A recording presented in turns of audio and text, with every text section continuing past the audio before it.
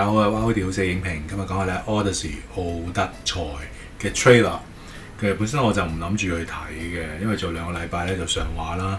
咁依家咧坊間咧即係最新一個嘅 trailer 就放咗上網咧，咁嗰個負評咧就多過係正評啊，即係個 dislike 咧係多過 like 嘅。咁啊，其實依家有啲反駁隊出現啊，咁所以我想反駁啲反駁隊。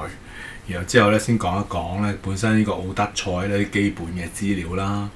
咁先講翻點解我最後係唔睇嘅。咁我其實好簡單嘅啫，即係有個 Supergirl 嘅教訓之後咧，即係其實我本身嘅期望即係公平啲咧 Alcor 呢個女星咧，如果做我老婆我覺得冇問題。咁但係如果你做 Supergirl 咧啲 icon 嘅時候咧，我覺得就佢未去到嗰個位。咁甚至有時即係好平庸也好，甚至有啲角度係醜啦。啲人話啲角度好靚，但係我覺得有啲角度係醜嘅時候咧，咁何必咧？咁再加上可能電影本身有呢個問題。咁我相信咧 Christopher Nolan 咧喺嗰個嘅故事嘅編排啊，嗰個節奏嗰方面咧就唔會有嗰個問題嘅。個問題出咗就係個選角啊。咁我講過一個好嘅電影咧，個鐵三角嘅關係啦，有導演啦，有劇本啦，又有選角色。咁依家就好明顯咧，就係選角嗰度出咗問題。起碼咧有3個角色咧係極度有問題嘅嚇。咁而家先解釋一下。咁第一就係 Achilles 啦，阿克里斯啦。咁有啲譯做阿克里斯啦，或者阿基里斯啦，或者阿奇里斯都得嘅 Achilles。咁其實 Achilles 咧，你唔好同 Hercules 咧係混為一談喎嚇。一個係大力士 Hercules， 咁 Achilles 咧都係一個半神半人嘅英雄嚟嘅嚇。咁但係咧佢就係一個戰神。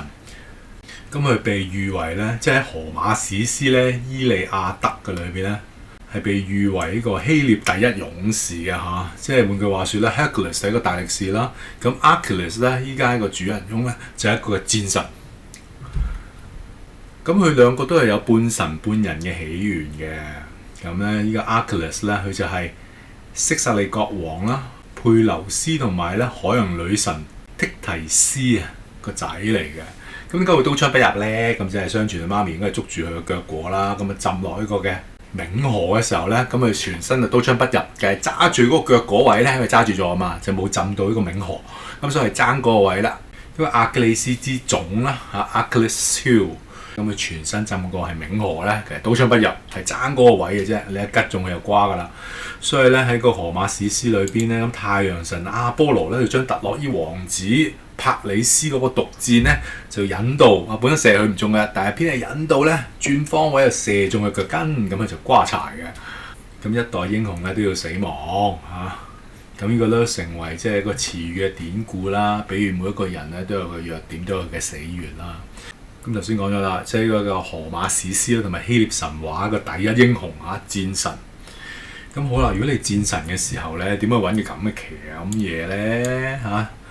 瘦咩咩嘅 Elliot Page 咁佢變性呢個過程都仲係10年內嘅事啫嘛，未搞。佢係2020年10月1號先係成功變性啊！咁你骨子裏你 DNA 其實你都係個女人啊嘛。好啦，而家做一個全身整形手術，你話你自己係個男人，你係只係得105磅到106磅咁我189或者193，我肥咗啦5尺1。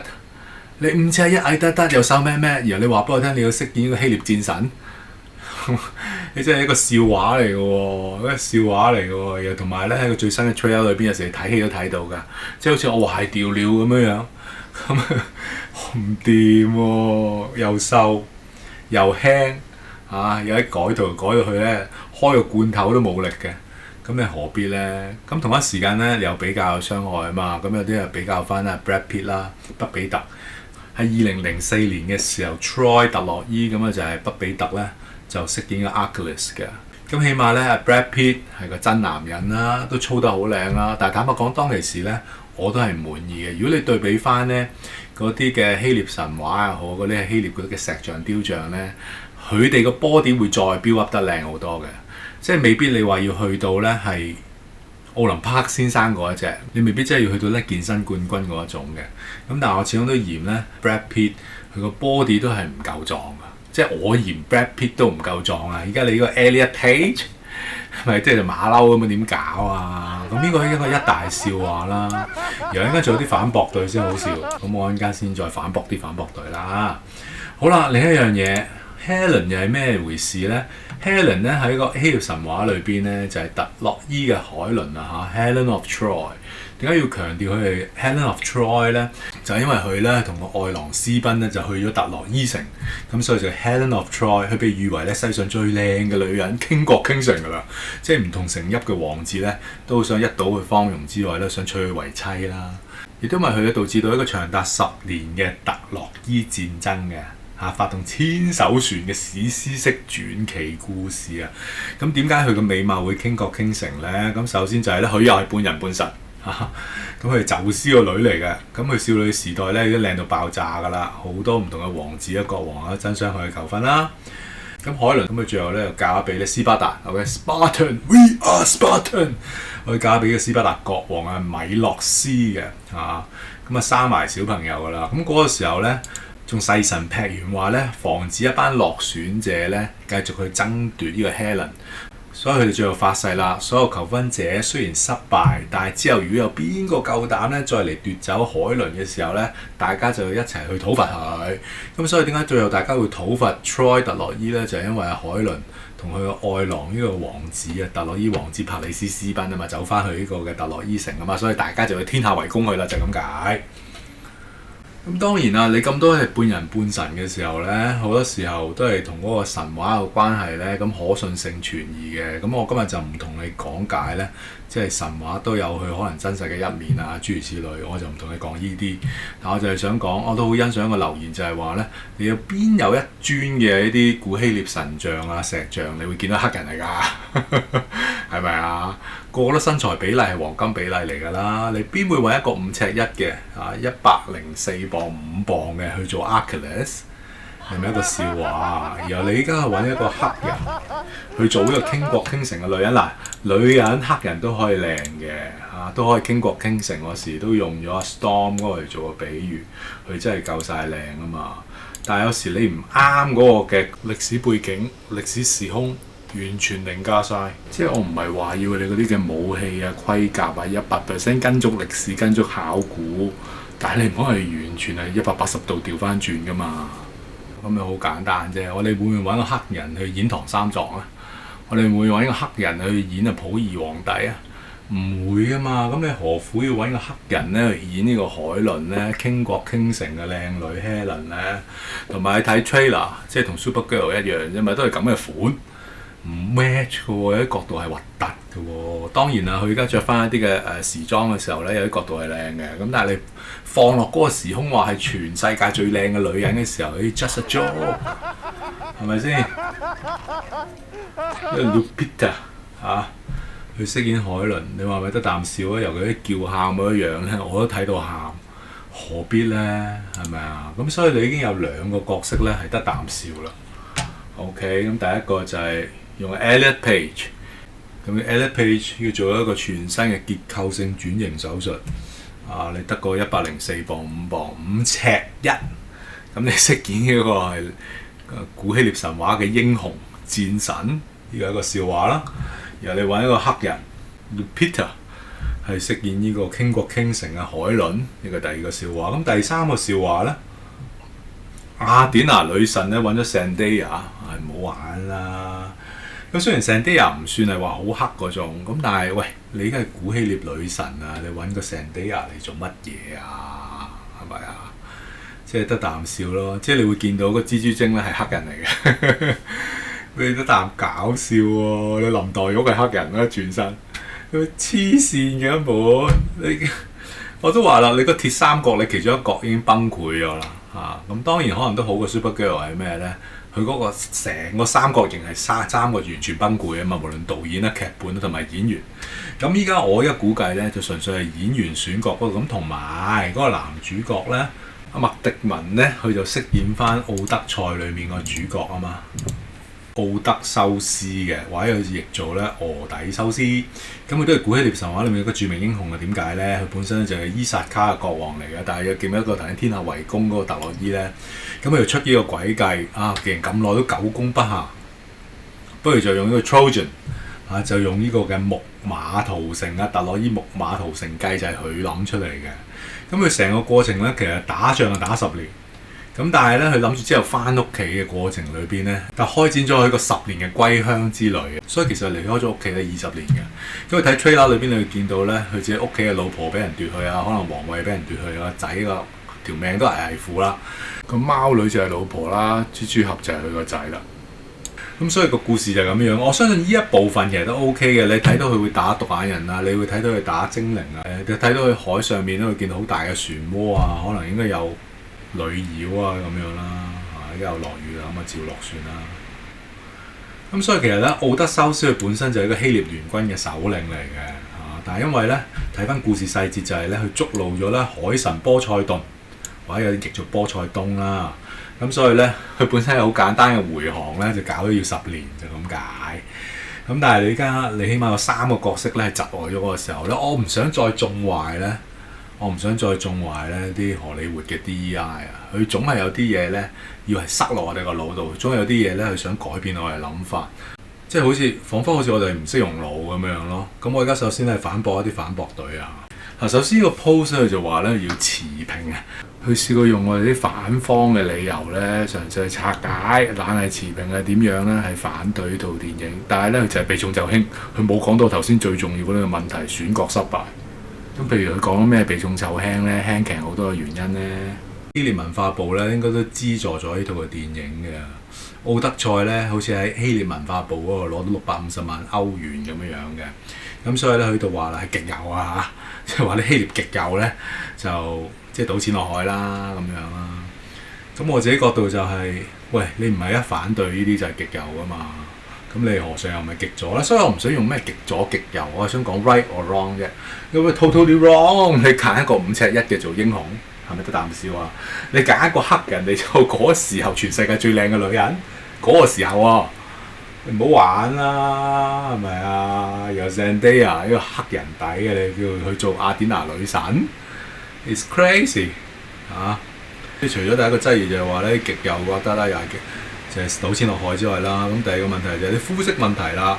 咁啊，撇除膚色問題咧，點解冇用到希臘人嘅演員咧？咁我覺得都係嘅。如果你用咗希臘文化部嘅錢，咁點解一個希臘演員都冇咧？咁但係依啲位咧都係細閪嘢嚟啫嘛，就唔係頭先我講嘅重點嘅核心啊！呢個笑話你點解係史詩式嘅電影？你用3個笑話嚟做開頭嘅時候咧，我點會投入到落去？我點會睇咧 ？OK， 另一個反駁係咩咧？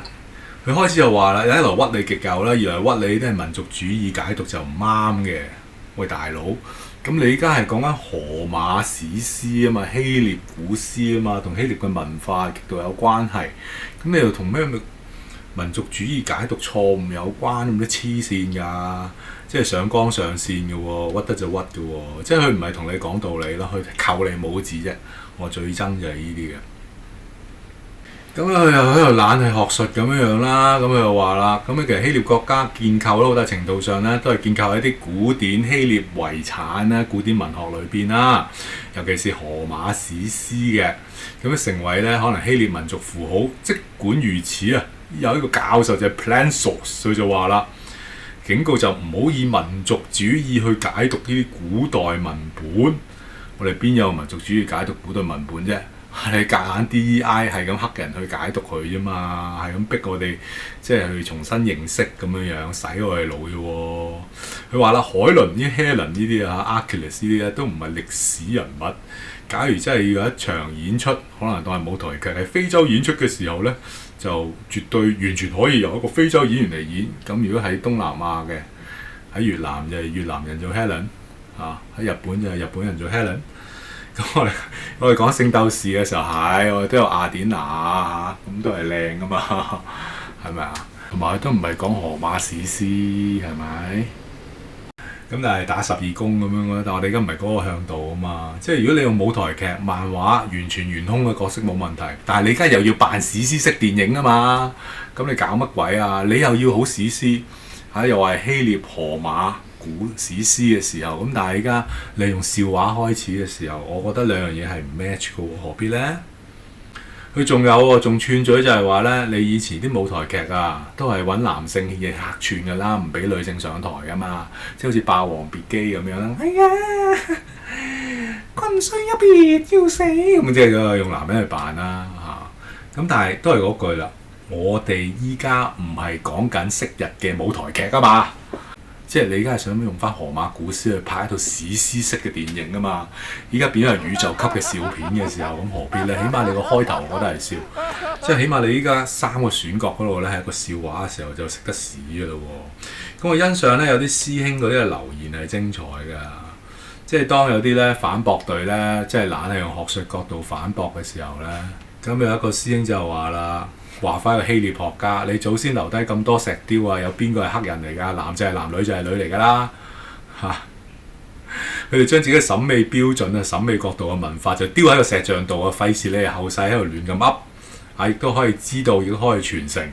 佢話你係咪讀屎片㗎？我覺得哇，一個即係咁去曲解自圓其説，用 D.I. 污染你哋自己嘅本土歷史，咁我好欣賞一位師兄嘅角度啊嚇，一針見血。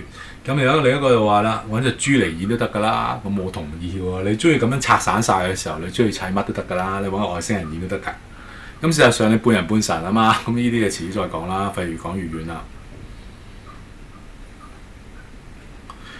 不過話說回來，呢個 Plansos 咧，其實佢就唔係為着今次個電影咧去反駁嘅，佢以下一番言論咧，其實係根據翻 Netflix 2018年咧同 BBC 聯合製作一個串流劇集啊，就係 Troy Fall of a City 嘅，咁喺裏邊就有黑人演員飾演咧 Achilles 戰神引發爭議，黐線嘅嗰啲人真係讀史邊讀到上腦，即係佢就用一大堆嘢啦，學術名詞啊各方面咧，美麗嘅措辭去堆砌咧，總之揾黑人演係得，總之咧用佢哋嘅唔同嘅創意都得。其實我唔介意嘅，你咪搞到佢聖鬥士星矢咁冇問題嘅，漫畫歸漫畫嚇，舞台劇歸舞台劇，但係你唔好真係將荷馬古斯嚇，你唔好將荷馬史詩又話要拍一套史詩式嘅電影，但係真係而家變咗套笑話，你又唔認嗰下抵死啊嘛，又仲話俾你聽，你唔好咁諗喎，最憎人係咁樣噶啦，我哋有我哋自己嘅腦，我哋可以思辨噶嘛，我哋有 common sense， 何須你話俾我聽唔好咁諗，唔好咁睇啊，係咪啊？咁而家純粹係拋磚引玉啦。咁當然啦，如果你好想入去睇嘅時候，我覺得冇問題嘅。起碼個鐵三角依家都係純粹個演員嗰部分崩壞啫。咁麥迪文喺翻屋企嗰10年咧，應該都冇問題嘅，甚至應該都好睇嘅。咁但係我自己都講咗啦，我唔想再縱壞咧荷里活嗰隻 DEI 啦，即係佢為佢拍乜我就一定要睇嘅啦咩？咁我有我嘅選擇權噶嘛，我都有我自由分享我嘅選擇權噶嘛。咁當然你哋有你嘅諗法，你哋有你嘅選擇，我哋互相尊重咯，對不對？如果佢中意咁樣選角嘅時候，咁我尊重佢嘅決定，咁我請佢尊重我嘅決定咧，我唔會入去睇啦嚇。如果你非常分享，請 like、share、subscribe，多謝各位，拜拜。